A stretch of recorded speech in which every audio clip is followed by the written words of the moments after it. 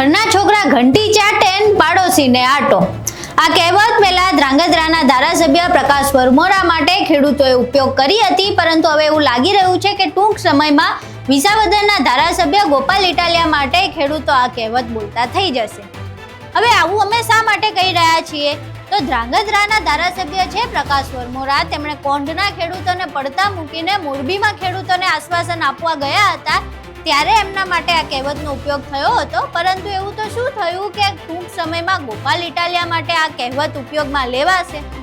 હવે ગોપાલ ઇટાલિયાને આની સાથે શું લાગે વળગે છે તેના વિશે વિગતે ચર્ચા કરવી છે. નમસ્કાર, તમે જોઈ રહ્યા છો ચક્રવાત ન્યૂઝ. હું આપની સાથે એમ.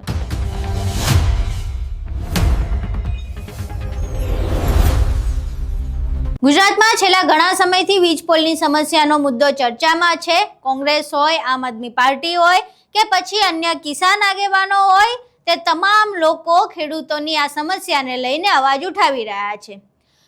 આમ આદમી પાર્ટી અને ગોપાલ ઇટાલિયા દ્વારા કોંઢમાં મહાપંચાયતની જાહેરાત પણ કરી દેવામાં આવી છે.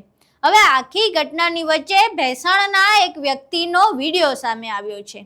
આ વ્યક્તિ સીધી રીતે ગોપાલ ઇટાલિયા પર પ્રશ્ન કરી રહ્યા છે, કારણ કે તેમને ગોપાલ ઇટાલિયાને મત આપ્યો છે, તેમના મત વિસ્તારના ધારાસભ્ય છે. એટલે તેઓ સીધી રીતે પોતાના ધારાસભ્યને પૂછી રહ્યા છે કે તમે અન્ય જે વીજ પોલની વાત કરી રહ્યા છો ને એવું કહી રહ્યા છો કે જો જબરદસ્તી યોગ્ય વળતર વગર આપવામાં આવશે તો ભંગારના ભાવે ઉખાડીને વેચી દેવામાં આવશે.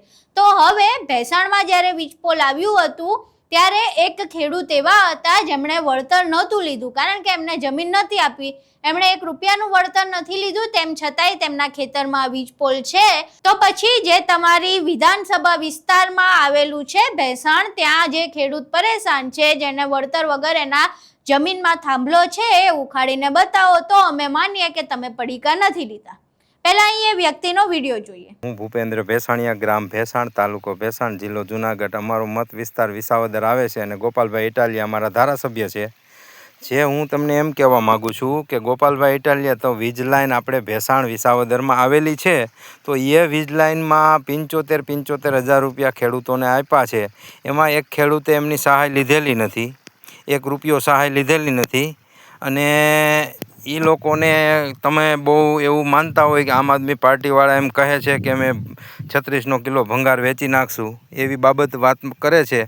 તો આપણે ભેસાણ વિસાવદરના મત વિસ્તારમાં છે એક પોલ, યજ્ઞેશભાઈ કાનજીભાઈ ભેસાણીયાના ખેતરમાં છે. એ પોલ એમને તમે ઉખેડીને ફેંકી દો તો અમે માની કે તમે આમ આદમી પાર્ટીવાળા પારિયાળા છો, અને આ વાત અમે માની કે તમે પડીકા લીધા નથી. બાકી અમે તમને એમ માનશું કે તમારા મત વિસ્તારમાં લાઈન ખૂટતી ગઈ છે ત્યારે તમે પડીકા લઈ લીધા હતા, એટલા માટે અમે એમ માની છીએ કે તમે પડીકું લીધેલું છે, નકર એ વીજ પોલ તમે ઉખાડીને ફેંકી દેશો, મને એવું લાગે છે.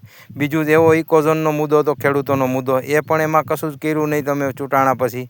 એવો જ એક લાલ પાણીનો મુદ્દો હતો ખેડૂતો માટે, એ પણ તમે એમાં કશું જ કર્યું નથી. ઘેડ વિસ્તાર આખો અહીંથી આપણા મત વિસ્તારનું પાણી જાય છે, એમાં બંધ કરાવ્યું નથી. એવો જ મુદ્દો એક બેલાનો હતો. એવા અનેક મુદ્દાઓ છે, પણ બધું કહેવા નથી બેસાતું.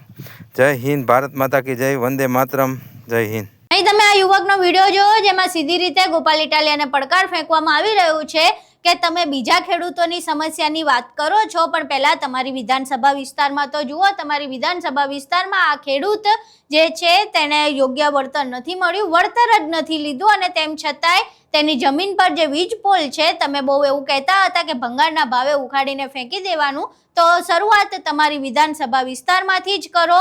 જો તમે પડીકા નથી લીધા, તમે ભ્રષ્ટાચાર નથી કર્યો અને તમે ખરેખર ખેડૂતો માટે ચિંતિત છો, તો પછી આ વસ્તુ અહીંયા તમારી વિધાનસભામાંથી શરૂઆત કરો.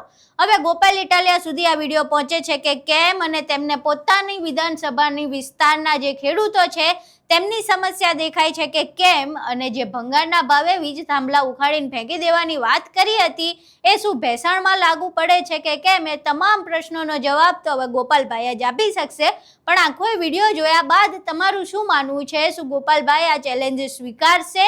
તેમના વિધાનસભા વિસ્તારમાં જે વીજ પોલ છે ખોટી રીતે નાખવામાં આવ્યો છે, એ ખેડૂતની વારે ગોપાલ ઇટાલિયા આવશે કે કેમ? તમારા મંતવ્યો અમને કોમેન્ટ બોક્સમાં જરૂર જણાવજો. વિડીયો પસંદ આવ્યો હોય તો વિડીયોને લાઇક કરજો, શેર કરજો અને અમારી ચેનલને સબસ્ક્રાઇબ કરવાનું ભૂલશો નહીં. નમસ્કાર.